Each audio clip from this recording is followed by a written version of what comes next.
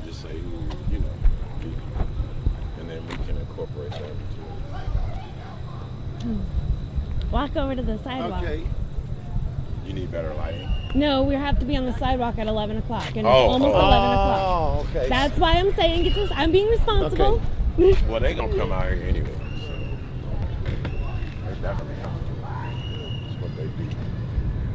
Now, are y'all gonna catch the bus or the plane? No, we're driving. Stand right over here. Y'all driving Yeah, to we what's got a the? rental car. Yeah, we are. We're totally driving. Yeah, we drove from Portland. Portland straight. Me and him, we 2 hours. slept in the passenger seat, taking turns. We drove. It was 35 hours to get here. Probably a little more than that. But yeah. Let me go live myself. we drove out here. And you, who you now? My name is Gary Floyd. Yeah. Gary Floyd. You didn't get to George. Gary and Lucy Howard. Lucy Howard. If it is, it's somewhere way down the line because Floyd is everywhere. Oh, okay. And he's my family.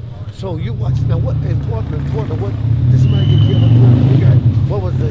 Well, so in Portland there have been, I don't want to be misquoted, but there have been over 30 police murders overall. The most recent one was Patrick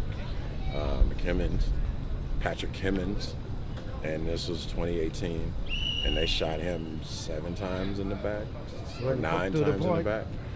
The Portland police did, and the officer that did that is patrolling right now. He's down there, part of the riots. He's part of the crew that's basically chasing us through the streets, getting us off the streets. So, not one This is officer. LSPD. Of course. Perfect Perfect timing. Yeah, you too. Anyway, they haven't had one police officer even indicted for any murders in Portland, Oregon. In the entire history of the murders in Portland, Oregon, they've killed men and women.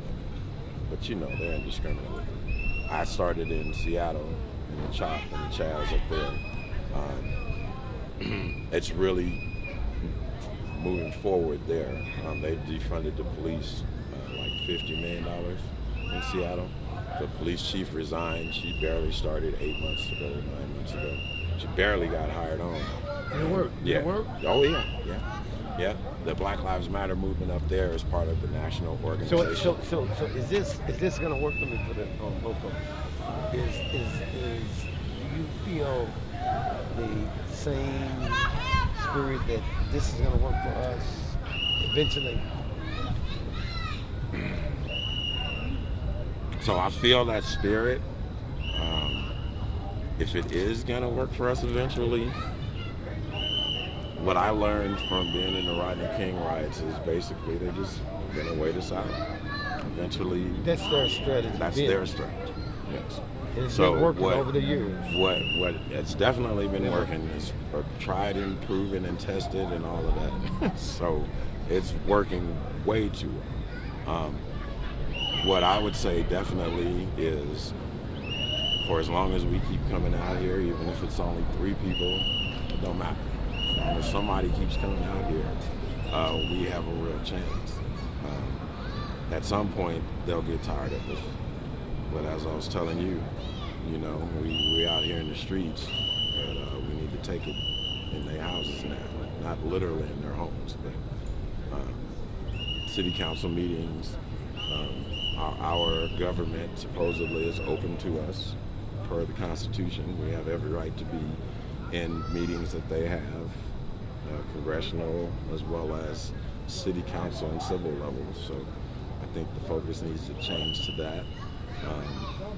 Definitely sit-in strategy. I mean, to learn from elders such as yourself, who I am thankful to be able to have this dialogue with. The focus, as long as we stay focused, we have a chance. So.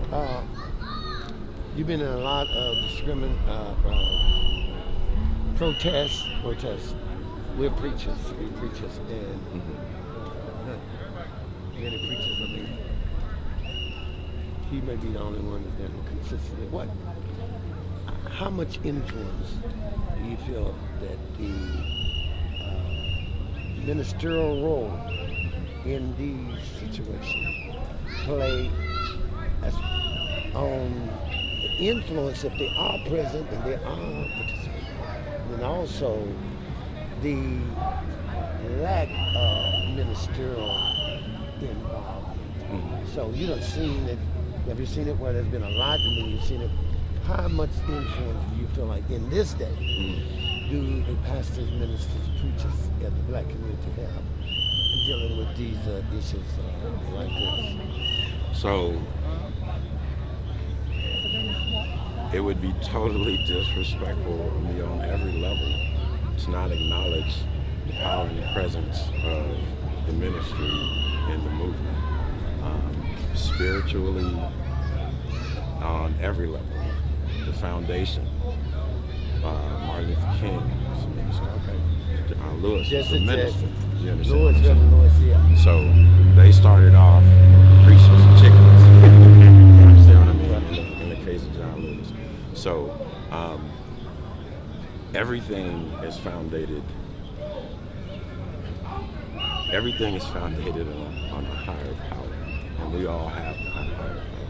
And as a representative of that, or as a in the ministry, my experience has been that when you minister, you are bridging a gap. You know, you are building bridges between the physical and what society, what we're born into, as opposed to where we should be.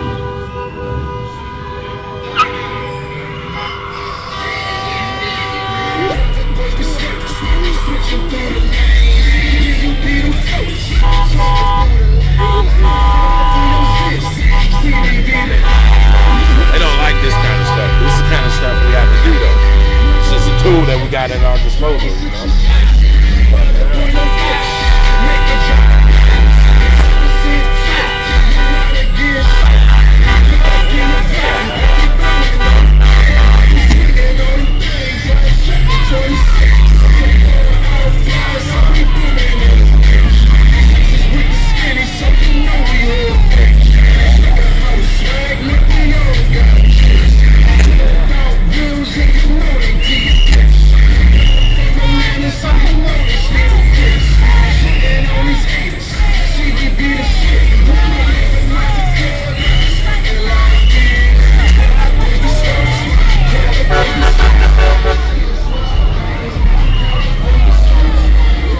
Keeping the main thing.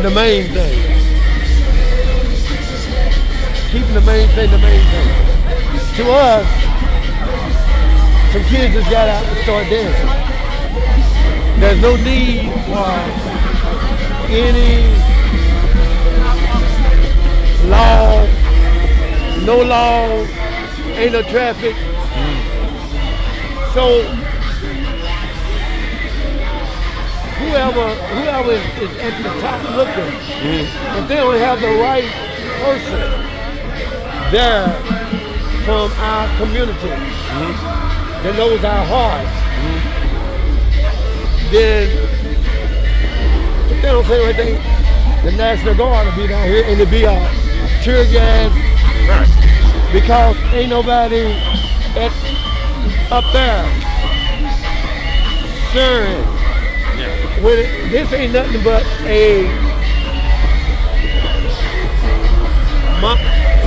this, all we doing this. That's all this is. Right. You messed with us last night, now this is and if they know it, and there's the white people in the administration and knows this is just